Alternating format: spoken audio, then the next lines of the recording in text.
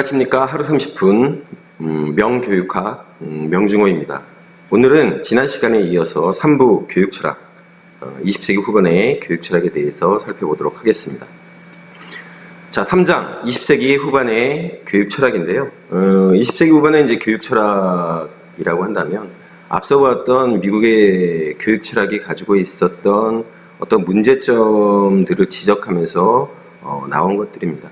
그런데 이제 20세기 후반의 교육 철학이 가지고 있는 특징은 유럽의 철학을 기반으로 하고 있다라고 하는 것입니다. 그러니까 미국 교육 철학이 기본적으로 이제 가지고 있는 어떤 성향 자체가 실용주의, 그러니까 도구주의, 프래그마티즘이라고 하는 실용성에 초점을 맞추다 보니까 기본적으로 교육 본래의 인간 본래의 그런 어떤 성격이나 특성 이런 것들을 반영하지 못한다. 따라서 그에 대한 대안으로서 실존주의, 현상학, 해석학 이런 것들이 이제 제시되게 됩니다. 자, 그래서 1절 실존주의부터 한번 살펴보도록 하죠. 자, 실존주의의 등장, 실존주의가 왜 나타나게 되었느냐. 1, 2차 세계대전을 거치며 나타난 문명 파괴적 상황, 산업사회가 불러온 비인간화 현상에 대한 반성과 비판을 배경으로 하고 있습니다. 그래서 인간성 회복과 주체성 회복을 주장을 합니다. 그래서 기존의 관념론, 실증주의, 체계성, 전체성, 일반성, 보편성, 평균성과 같은 관념들을 이제 부정을 하지요. 그러면서 개별성, 특수성, 개체성, 자율성, 주체성 등을 강조합니다. 여기 나오죠? 인간 중심의 철학이다. 앞서 나온 관념론이나 실증론, 체계성, 전체성, 일반성, 보편성, 평균성 같은 것들은 우리가 이제 앞서 보았던 객관주의, 여러분들 기억하시죠? 이성주의, 그런 것들입니다. 객관적 실체, 객관적 진실이라고 하는 것은 나와 전혀 관계없이 외부에 존재하는 거예요. 그거는 원리이고 규칙이고 법칙입니다. 인간이 어떻게 할 수가 없어요. 그런 것들이 말하자면 객관주의의 어떤 전통. 그거는 이제 이상주의하고도 이제 연결이 되는데요. 어찌됐든 그렇게 객관이라고 하는 것이 외부에 존재한다. 나하고 전혀 상관없이 보편적으로 존재한다라고 하는 것이 기존의 철학의 흐름이었죠. 거기에 대해서 나라고 하는, 인간이라고 하는 나를 갖다가 배제한 철학이라고 하는 게 말이 되느냐. 그게 가능하냐. 하면서 나타나는 게 바로 이제 실존주의를 비롯한 여러 철학의 흐름이에요. 그래서 개별성, 특수성, 개체성. 바로 이제 나라고 하는 거에 주목을 하는 겁니다. 자, 그래서 실존주의의 특징을 한번 볼게요. 참다운 나의 회복이라고 되어 있죠. 그래서 실존, 이그지스턴스라고 하는 것을 뭐라고 얘기하느냐. 객관적 실제는 사물의 본질, 그런 것들이 나에게 어떤 의미를 갖는가. 그것이 이제 중요하다라고 하는 거죠. 오케이. 객관적으로 뭔가가 존재해. 그런데 내 입장에서 나라고 하는 존재에 있어서 어떤 의미를 갖는가라고 하는 게 중요하지 않겠어? 라고 하는 겁니다. 그래서 지금 여기에 실존하는 나의 삶의 의미가 무엇인지를 드러내는 것이다 라고 얘기를 하죠. 그래서 실존은 본질에 앞선다. 이것은 이제 사르트르가 얘기하는 겁니다. 사르트르가 인간의 존재가 먼저 있고 인간의 본질에 대한 인식은 나중에 이루어진다. 그래서 존재하는 주체성이다. 바로 나다. 이렇게 얘기하는 거죠. 자, 여기 보면 인식보다 존재가 우선한다. 이렇게 얘기가 나오죠. 나의 존재가 먼저 있고 나서 나의 자유로운 선택과 주체적 결단에 의해 내 자신을 나의 본질, 정체성을 형성해간다. 자, 인식보다 존재가 우선한다. 이 말은 뭘 의미하느냐면 이겁니다. 데카르트가 얘기를 했습니다. 코기토 에르고 숨. 나는 생각한다. 고로 존재한다. 그렇게 얘기를 했죠.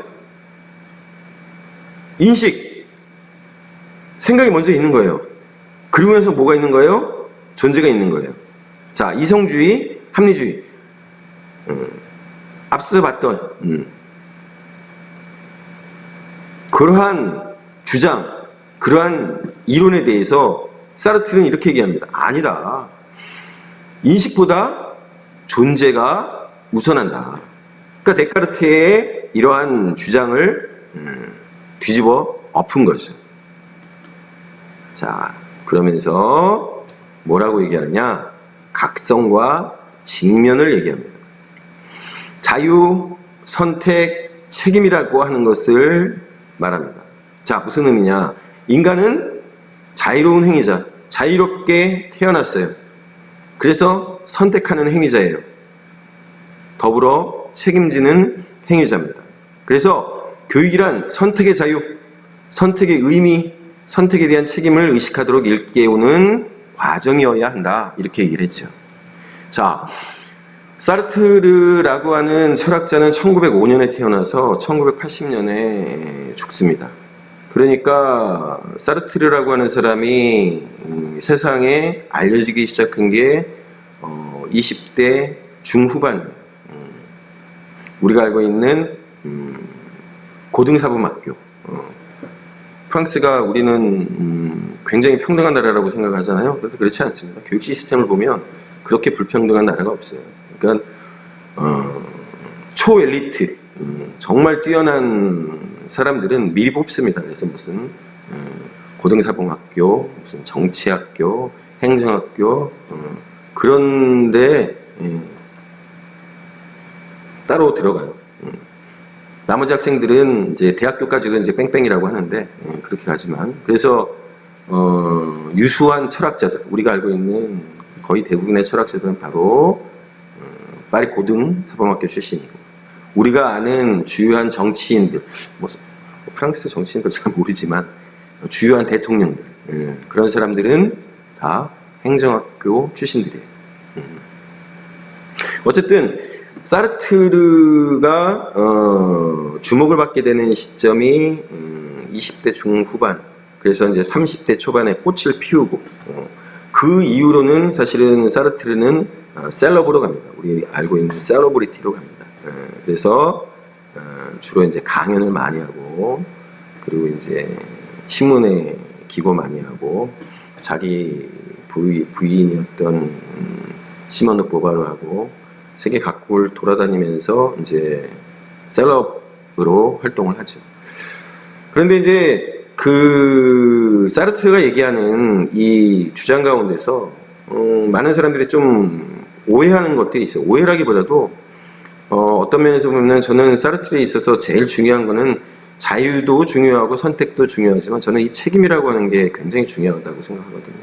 보통 이제 안가주망이라고 참여라고 얘기되는 그것과 관련된 이 책임이라고 하는 부분이 저는 굉장히 크다고 봐요. 그래서 인간은 자유롭게 태어났어요. 그래서 자유롭게 선택을 할 수 있어요. 하지만 여기 얘기하죠. 그게 어떤 의미, 내가 어떠한 선택을 했는데 그것이 어떤 의미를 가지는지가 무척이나 중요한 거죠. 그렇죠? 내가 왜 선택을 했는지, 그러한 선택이라고 하는 것이 얼마나 타당한지, 그래서 그러한 선택을 한 것에 대해서 책임을 져야죠. 끝까지. 그런데 우리는 자유와 선택이라고 하는 것만 방점을 찍어요. 사실은 그렇게 좀 잘못 오해를 했기 때문에 1960년대 중반, 후반, 70년대 초까지 나타났던 젊은이들의 어떤 문화라고 하는 게 굉장한 방종으로, 그래서 마리화나를 비롯한 많은 마약과 약물 중독자들, 그 다음에 알코올 중독자들, 그런 사람들이 생겨나게 됐어요. 물론 이제 그런 것들도 의미가 있죠. 2차 세계대전을 거치고 그러면서 겪게 됐던 현대사회의 어떤 그런 불합리함, 부조리, 그리고 이제 미국을 비롯해서 이제 유럽이 전쟁이 끝난 다음에 이제 재건 사업을 벌이면서 어쨌든 많은 돈들이 투여되고 그러면서 자본주의에서 나타났던 어떤 모순들이 분명히 있습니다. 필연적인 모순들이 있어요. 그런 것들에 대한 어떤 비판과 뭐 그런 것들은 의미가 있지만, 실질적으로 철학적 관점에서 제가 볼 때는 자유선택 책임이라고 하는 부분에 있어서 저는 책임이라고 하는 것이 무엇보다 강조가 돼야 된다고 생각을 해요. 왜? 우리는 인간이니까. 우리는 인간이기 때문에 그렇습니다. 동물이나 식물이나 자유가 없을까요? 다 자유가 있죠. 그 존재들도 선택을 안 할까요? 선택을 하죠. 하지만 인간이기 때문에 책임이라고 하는 게 부과가 되는 겁니다. 자, 그래서 이런 얘기를 해요. 삶의 좋은 측면뿐만 아니라 죽음, 불안, 좌절, 갈등, 분노 이런 것과 같은 부조리한 측면들도 교육 장면에서 주체시켜야 한다. 그렇죠? 그렇기 때문에 이제 각성이 필요한 겁니다. 깨달아야 되겠죠. 이런 것들에 대해서 직면을 해야 돼요. 힘든 겁니다. 이런 것들 굉장히 힘들어요. 그래야만 존재에 대한 환상에서 벗어나 존재를 있는 그대로 직면할 수 있다. 굉장히 중요한 얘기라고 생각해요. 사르트르에 있어서. 그래서 이제 사실은 사르트르를 갖다가 많은 이제 학자들이 비판하는 지점이 이제 여기 있어요. 셀러브로 활동을 하면서 자꾸 자유와 선택만 강조했다. 실질적으로 쓴소리를 했었어야 되는데 젊은이들, 대학생들한테 굉장히 인기가 많았어요. 사르트르가. 하지만 쓴소리를 못했다. 책임이라고 하는 거, 안가중앙이라고 하는 얘기를 하면서도 참여라고 하는 얘기를 하면서도 굉장히 추상적으로 얘기했다. 구체적으로 너네들이 해야 될 그 안가중앙이라고 하는 것이 어떠한 책임성 위에 기반해야 되는가에 대해서 얘기를 하지 않았다. 너무 인기 영합적이었다. 그런 비판들을 굉장히 많이 합니다. 자, 그래서 실존주의 교육의 특징을 한번 볼게요. 교육은 순간적으로 실현되었다가 순간적으로 소멸하는 실존처럼 지속적인 형성은 불가능하다. 이렇게 얘기를 해요. 그래서 우리 앞쪽에서 봤습니다. 뭐라고 얘기하냐면 실존적 교육과는 비연속적 형식의 교육이다. 이렇게 얘기를 했죠. 그래서 볼로우가 얘기를 합니다. 우연적 계기로 만나서 새로운 변화를 일으키고 위기, 각성, 충고, 상담, 만남 등의 실존적 계기를 통해서 인간의 비약적 발전과 초월적 전환이 가능하다. 이거 우리 앞쪽에서 봤던 내용이에요. 앞쪽 26페이지에서 교육의 비유에 나옵니다. 구성주의의 교육 만남의 비유를 얘기하죠. 그래서 교사와 학생의 인격적 만남을 바로 볼로우가 얘기합니다. 부부가 얘기를 합니다. 개인이 사람이나 사물에 대해서 맺는 관계를 나 그것의 관계로, 경험, 인식과 이용의 대상이 되는 사물적이고 비인격적인 관계를 나의 관계로, 서로 온 존재를 기울여 맺게 되는 참된 인격적 관계. 바로 이제 이게 뭐냐면 대화 교육을 통한 나와 너의 만남이라고 하는 거예요. 그러니까 이 세 가지를 구분을 하고 바로 나와 너의 만남을 통해서 인간의 실존적 회복이 가능하다 이렇게 얘기했습니다. 그래서 교사는 학생들이 스스로 다가올 수 있도록 격려하고 학생 스스로 개성을 표현할 수 있도록 도와주면서 학생들의 입장에서 그들의 독립성을 존중해 주어야 한다. 이렇게 강조를 했죠. 그래서 실존주의 교육의 목적은 뭐냐면 자아실현이죠. 그렇죠. 학생 스스로 깨달아서 회복해야 하고 개인의 창조적 개성을 신장시켜 주어야 하고 개성 있는 인간을 육성해야 한다. 자아실현이라고 하는 것은 기본적으로 이제 전인교육을 지향을 하겠죠. 지적 생활과 정서 생활을 포함한 모든 면의 생활이 그 존재를 의미한다. 전인교육은 곧 인격교육이기도 합니다. 학생의 자유와 개인적 책임을 강조하고 학생 스스로 자기 행위의 결과에 책임질 수 있는 태도를 강조합니다. 근데 이제 어떤 비판을 받느냐? 개인을 지나치게 강조함에 따라서 환경과의 관계를 소홀히 한다. 비연속적 원리에 의한 교육이라고 하는 것은 보완적인 역할에 지나지 않는다. 그렇죠. 학습이라고 하는 것은 꾸준하게 평생을 거쳐서 이어지는 겁니다. 모르겠습니다. 앞쪽에 이제 부버나 아니면 볼로우나 사르트르나 이런 사람들은 굉장히 뛰어난 사람들이에요. 여러분들 이 책에서 보고 있는 그 수많은 학자들이 있잖아요. 대단한 천재들입니다. 대단한 천재들이에요. 엄청난 학자들입니다. 기억력들도 엄청나고 이 직관이라고 하는 것도 굉장히 뛰어나고 여러분들 이 책에 적어도 100명이 넘는 학자들이 나오는데요. 그 사람들 우리하고 비교하면 비교가 안 되는 사람들이에요. 그 사람들의 입장에 있어서는 어떤 막 한 단계씩 팍팍팍 올라가는 게 가능하겠죠. 그러나 우리 같이 보통의 평범한 사람들은 그렇게 안 되는 거예요. 갈고 닦아야 돼요. 막 한 달씩 열심히 공부하고 돌아서면은 한 시간 만에 다 까먹죠. 그러니까 어떻게 해야 됩니다? 어떻게 해야 돼요? 또 해야 돼요. 한 시간. 한 달에 또 해야 돼요. 그래도 돌아서고 나면 한 하루 만에 또 잊어버려요. 그러니까 또 한 달 공부하고 그렇게 되는 겁니다. 교육이라고 하는 것은 평범한 사람들의 교육인 거예요. 자, 주관적 실존만을 강조함으로써 객관적 존재로서의 인간을 규명하는 데 소홀히 하였다. 이 말인즉슨 그런 겁니다. 그렇죠. 인간은 특성들을 가지고 있죠. 개성들을 가지고 있죠. 그러나 인간은 비슷한 점이 훨씬 더 많아요. 유사한 점이 훨씬 더 많습니다. 공통점이 훨씬 더 많아요. 교육이라고 하는 것은 그런 사람들이에요. 공통성을 가지고 있는 그런 굉장히 많은 공통 분자들을 가정을 하고 하는 것이 교육이죠. 주관성, 개성, 주체성 중요합니다. 그런 것들 존중을 해줘야 되죠. 하지만 교육이라고 하는 것은 적어도 일반성, 보편성이라고 하는 것을 기본적인 전제로 하고 이루어지는 겁니다. 여러분들 그걸 갖다 기억을 해 두십시오. 자, 2절 분석적 교육 철학입니다. 자, 분석 철학부터 먼저 볼게요. 논리적 분석, 언어 분석을 통해서 문제를 명확히 해결하려고 하는 철학적 입장이에요. 인간의 사상과 사고는 언어라는 매개체에 의해 표현되기 때문에 언어 분석이 분석 철학의 가장 중요한 과제가 됩니다. 그러니까 논리와 언어예요. 자, 그래서 분석 철학의 교육이론 보시면 교육에 관련된 기본 개념들의 의미를 명백히 함으로써 교육 현상에 대한 이해를 돕고 교육의 실천 원리들이 교육적으로 타당한가를 평가할 수 있는 토대를 마련하려 하여. 자, 여기 평가라고 하는 말이 나옵니다. 그러니까 논리, 언어에 대한 분석이자 평가예요. 자, 교육의 목적, 내용, 방법들에 대해서 제시하는 것이 아닙니다.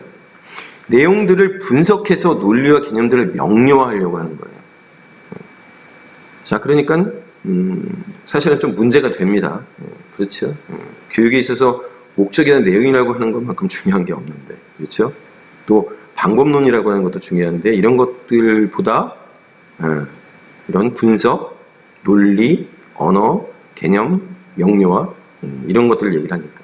그래서 교육 현장에서 모호하게 사용되는 용어들을 분석함으로써 교육학을 과학하고 체계화, 전문화하는 데 기여하였다. 그래서 학문적 방법론으로 분석적 방법론을 제시했다. 그래서 교사의 역할은 뭐냐면 언어를 명료하게 해서 의사를 전달하고 지식은 객관적이고 신뢰할 수 있어야 한다. 그렇겠죠? 규범적 명제를 신중하게 검토해서 그것이 무엇을 의미하는지 밝혀야 한다. 규범, 도덕 법칙 이런 것들을 갖다가 신중하게 검토하고 그 의미를 갖다가 잘 밝혀주어야 한다. 귀납적 개연성의 법칙이 가설, 개념, 이론을 실증하는 데 적용되어야 한다. 귀납법이 뭐예요? 실제적인 사실, 그렇죠? 논증이 될 수 있는 것, 경험될 수 있는 것 이런 것들을 갖다가 가설이나 개념과 이론과 비교를 해서 실증을 하려고 하는 거죠. 그게 이제 귀납적 개연성이에요.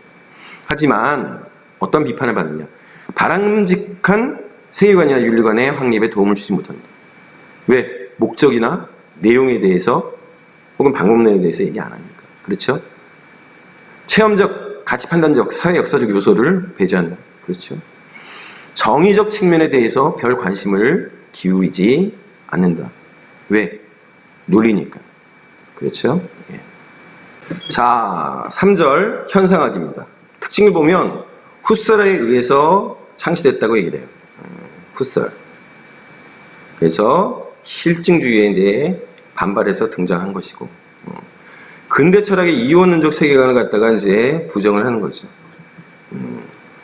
주체, 객체, 정신, 물질, 이렇게 별개로. 우리가 이제 그것을 갖다가 이제 데카르트부터 이제 기원한다. 그 이전에 플라톤부터 이제 나오는 거지만 근대적인 측면에 있어서는 이제 데카르트를 갖다가 이제 많이 이제 비판하는 그런 입장이에요. 바로 이제 그 근대 철학의 이원론적 세계관을 부정하고, 인간은 능동성이 있다라고 하는 거예요. 주변 대상을 그대로 받아들이지 않고 자신의 개념과 이미지를 결합해서 파악하고, 이를 인간의식의 지향성이라고 하였다. 우리가 어디서 많이 본 것 같죠? 대상을 그대로 받아들이지 않고 자신의 개념과 이미지를 결합해서 파악한다. 구성주의에서 이런 얘기를 했었죠. 그렇죠? 예. 그래서 여기 나오죠? 인간은 의식의 지향성 때문에 외부의 대상들을 새롭게 구성을 하게 된다. 그래서 인간의 의식 속에 구성되어 나타나는 대상의 모습을 현상이라고 한다. 자, 그래서 지식은 인간의 내재적인 의미부여 작용에 의해 형성된다. 인간이 대상에게 부여하는 의미가 인간이 살아가는 구체적인 생활세계 속에서 획득된다고 하면서 생활세계를 중시했습니다. 살아있는 경험의 세계와 경험의 세계를 통해 파악되는 인식 대상을 진리의 원천으로 보아서 역동적이고 열려있는 알매 태도를 강조하죠. 자, 현상학에서는 특수한 진리, 직관을 통해 주어지는 진리만이 살아있는 진리라고 주장하고, 자, 그래서 실체가 무엇인가? 이거는 이제 근대적인 질문이에요. 실체가 무엇인가? 실체가 어떻게 경험되는가라는 질문에 답하라는 이식론이에요. 자, 앞서 봤던 우리 실존주의하고 통하는 부분이 있죠. 그렇죠? 그것이 나한테 어떤 의미가 있는가? 나한테 어떻게 인식이 되는가? 나한테 어떻게 경험되는가? 그래서 실존주의하고 현상학은 굉장히 많이 통합니다. 서로의 차이점을 이해하려는 각자의 주관성에 관한 철학이다. 자, 그래서 앞서 봤던 이제 실존주의가 있잖아요. 실존주의에 있어서 이제 대표적인 사람이 하이데거입니다. 우리 이제 사르트르를 갖다 주로 얘기하지만, 그래서 하이데거 같은 경우에는 바로 이 후설이라고 하는 사람의 제자였어요. 제자였어요. 그러니까 이제 통하는 부분이 있겠죠. 자, 그 다음에 이제 메를로 뽕띠입니다. 메를로 뽕띠. 지식이란 신체의 감각을 통한 지각적인 알므로써 선인지적이며 선반성적인 삶의 영역이다. 이렇게 얘기를 해요.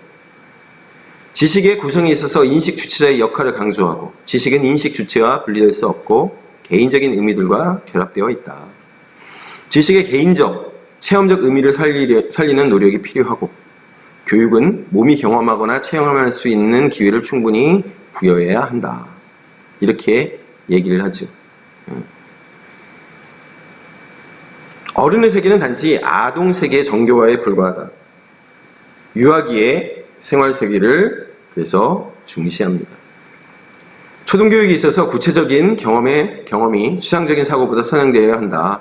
그러면서 가르친다는 것은 학생들이 스스로 세계를 해석할 수 있도록 도와주는 과정이고, 그래서 교사와 아동의 대화를 중시합니다.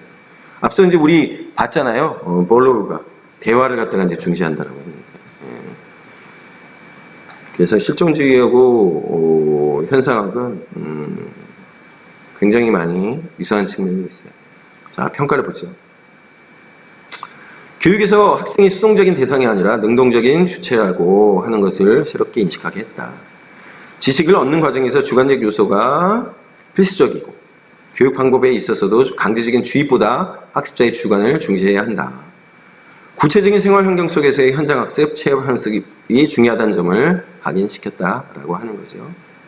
자, 4절 해석학을 보도록 하겠습니다. 텍스트, 언어, 대화, 메시지, 문헌, 인간 행위의 의미 등 인간 정신의 모든 소산을 이해하고 해석하는 철학적 문제를 다루는 학문이다. 말 그대로 해석이에요. 해석. 해석학은 이해가 인간의 실존 방식의 하나이며 이해하는 존재이자 의미를 부여하는 행위자로서의 인간의 주체성을 강조합니다. 자, 그래서 해석에 있어서 중요한 것은 바로 이 이해예요. 이해. 해석하기 쓰는 텍스트 해석에 있어서 사회나 집단이 가진 문화적, 역사적 맥락과 상황을 중시합니다. 자, 맥락. 컨텍스트. 자, 텍스트예요. 그걸 어떻게 합니까? with라고 하는 뜻입니다. with. 그러니까 같이 텍스트를 함께 하는 거예요. 그게 이제 맥락입니다. 이해하려고 하면은 결국은 텍스트를 with 함께 할 수 있어야겠죠. 그런데 바로 이 문화적, 역사적 맥락이라고 하는 것이 뭐냐? 바로 전통이에요. 전통. 우리가 앞쪽에서 봤던 기억이 있어요? 그렇죠? 봤던 기억이 있어요. 피터스. 전통 얘기했죠? 그래서 이 전통이라고 하는 것이 이해의 기반이고, 가르친다는 것은 전통 안에서의 대화이며, 교사는 전통의 해석자이다. 그래서 해석학이라고 하는 것이 기본적으로 양쪽에서 말하자면은 이 공동체주의 또 이쪽 우리 흔히 자유주의 이쪽에 이제 막 부딪히는 그 중간에 있어요. 희한하게도. 요거는 이제 나중에 공동체주의에 대해서 제가 이제 설명을 드릴 시간이 있으면 좀 말씀을 드릴 부분인데, 왜냐하면 이 전통이라고 하는 것, 컨텍스트라고 하는 걸 갖다가 강조하기 때문입니다. 이 해석학에 있어서 이제 중요한 학자가 바로 이제 가다머입니다. 가다머가 이제 뭐라고 얘기를 했느냐? 이해는 역사적이다. 역사의 맥락을 강조하는 거예요. 해석을 하는 사람은 그가 해석하는 대상에 대하여 선이해, 예비적 이해를 가지고 해석한다. 이 선이해가 뭡니까? 바로 이 전통이에요. 문화적, 역사적 맥락을 의미합니다. 교육은 이해를 목적으로 하는 대화나 게임이며, 학습은 맥락을 가진 텍스트를 해석하는 것이다. 자, 5절 비판이론입니다. 비판이론은 프랑크푸르트 학파를 중심으로 현대 자본주의 사회의 구조적 무성과 인간 소외 문제를 다루는 철학적 흐름이에요. 그래서 현대사회의 문제들을 비판하되 그 책임을 개인에게 돌리지 않고 사회 또는 그 체제에 돌리면서 평등 이념에 기초하여 사회를 비판하고 개혁하려는 철학 사상입니다. 교육 이론적인 관점에서 보면 비판 이론에서는 교육의 목표를 사회적, 경제적, 정치적 제약 요인들에 대한 분석과 비판을 통해서 인간 의식을 억압하는 영향으로부터 해방시키는 것입니다. 해방. 사회 불평등의 원인인 이데올로기의 실체를 밝히고 이데올로기가 어떻게 인간의 의식과 사회 과정에 침투해서 비인간화를 조작하는가를 밝혀내고자 했지요. 자, 이 이데올로기. 그런데 이제 사실은 뒤에 이제 비판에 나오지만 이 이데올로기가 본인들을 갖다가 올가매는 올가미이기도 해요. 교육 현장에서 발생하고 있는 억압관계, 지배와 피지배의 관계, 인간의 사물화, 자기 소외 등의 원인을 역사 사회적 맥락에서 찾아 극복하고자 하고 현대사회의 부조리와 모순을 교육의 과정에서 그대로 재생산하는 것을 비판하고 개혁하려는 시도를 했고 이걸 갖다가 반교육, 역교육이라고 불렀습니다.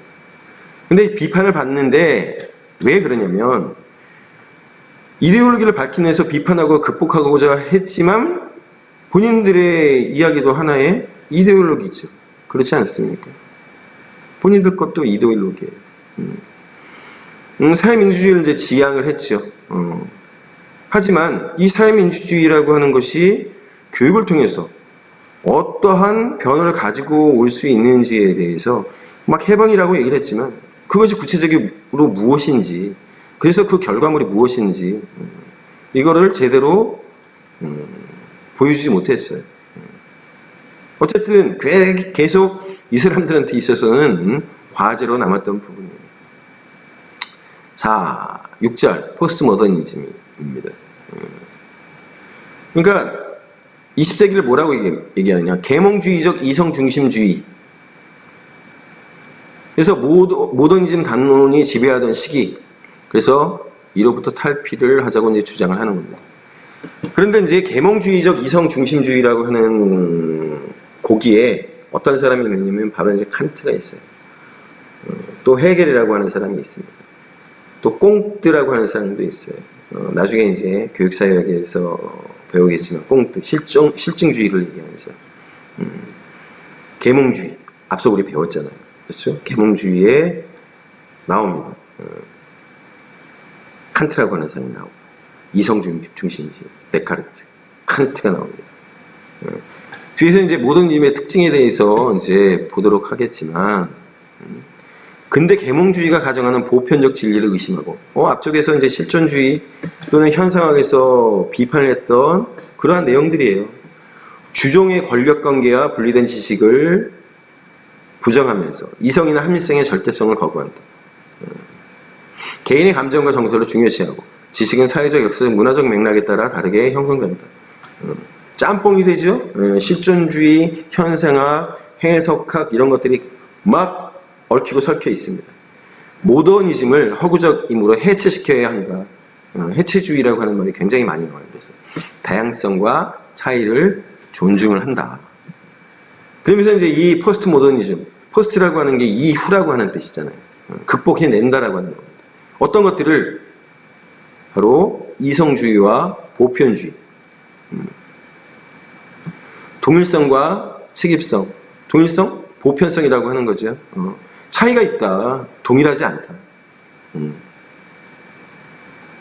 책임성. 어떤 책임이겠어요? 인간으로 태어났기 때문에 가지게 되는 보편적 책임성이라고 하는 거예요.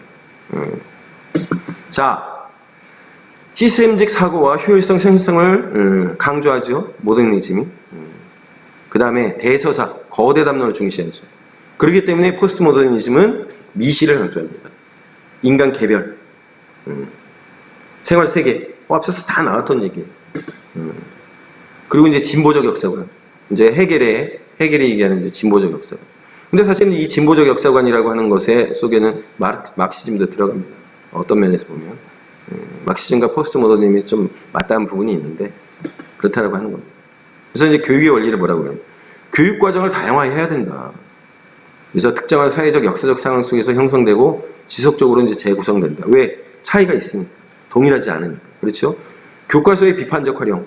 교과서라고 하는 것도 하나의 학습 자료에 불과하고, 따라서 교과서라고 하는 것을 절대적으로 보지 말자.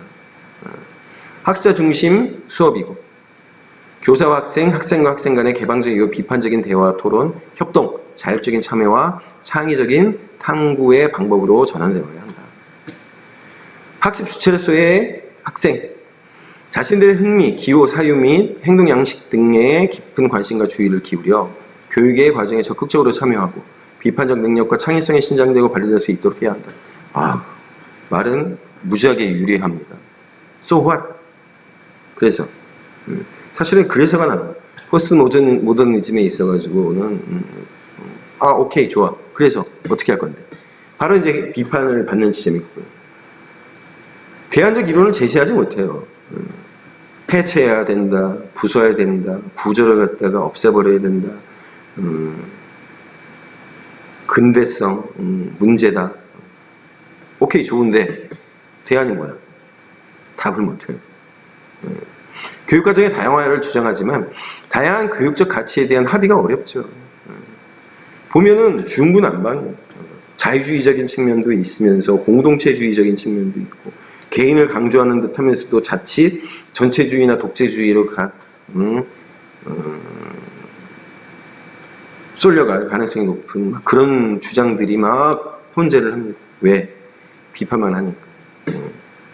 극복하자고만 얘기를 하니까 그렇습니다. 교육에 대한 전체 방향이나 비전을 상실하고 있죠.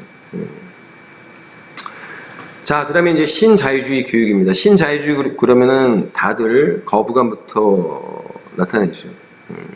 근데 이제 좀 잘 살펴볼 필요가 있어요. 신자유주의는 국가 경쟁력 강화를 위한 교육개혁 정책이다. 뭐 이런 말들이 싫어합니다. 국가 경쟁이라고 하는. 시장의 논리, 특히나 이런 거죠. 시장 논리에 따른 선택과 자율의 개념을 강조한 것이다. 그런데 이제 두 번째로 보면 지나친 규제와 통제를 갖다가 완화하는 측면이 분명히 있습니다. 교육 소비자의 다양한 요구를 갖다가 수용하지 않는 주장이기도 해요. 학생, 학부모의 교육적 수요를 반영해야 된다. 맞는 말이죠. 특징, 공교육 체제의 경쟁 시스템을 도입하자. 아, 싫죠. 다 싫어합니다. 교육의 효율성 강화. 아, 이거 말도 안 되는 소리죠. 교육의 수월성. 수월성만 강조하다 보니까 경쟁. 막 그런 얘기 나오죠. 근데 수요자 중심 교육을 해야 된다라고 하는 거에 대해서 전부 다 동의를 해요. 특히나 학생의 입장을 갖다가 고려한 교육. 수요자 중심 교육이죠. 그런데 어쨌든 앞에 말들이 셌습니다. 노동의 유형성. 어떻게 신성한 교직에 노동의 유연성을 얘기할 수 있어. 그러면서도 사실은 노동자관, 우리 앞서 교직관에 있어. 노동자관에 대해서는 또 찬성을 하는 입장을 또 보이고. 산업 측면의 요구. 기업이나 공장 경영자들의 요구를 갖다 교육 정책에 반영하라 한다. 이게 말이 돼.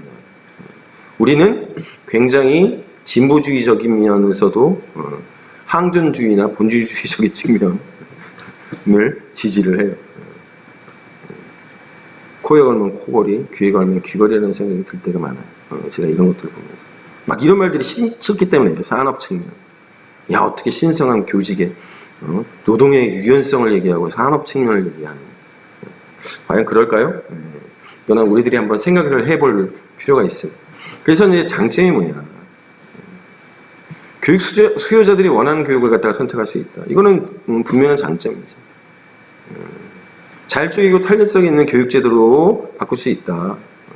그렇지만 그렇지 않은 것 같은데 라고 많이 생각하죠. 그러면서 이제 단점으로 가요. 교육의 본질적 속성을 소홀히 할 수 있다. 그렇죠. 분명히 이런 측면이 있습니다. 어떻게 운영하느냐에 따라서 방법론에 치중하게 되다 보면 효율성이 극에 달하면 분명히 그런 측면이 있습니다. 교육 소비자의 입장을 따라가다 보면 치열한 경쟁과 비인간적 학습 환경과 분위기를 조정할 수 있다. 스카이캐슬. 작년이었나 크게 히트를 쳤었던 스카이캐슬. 그렇죠. 저만 믿으셔야 됩니다. 컨설턴트들이 난무하고 학부모들이 교사들한테 요구를 하고 교사들을 무시하고 그렇죠. 아이들도 무시하고 이런 것들을 갖다 분명히 조장하는 측면이 분명히 있습니다.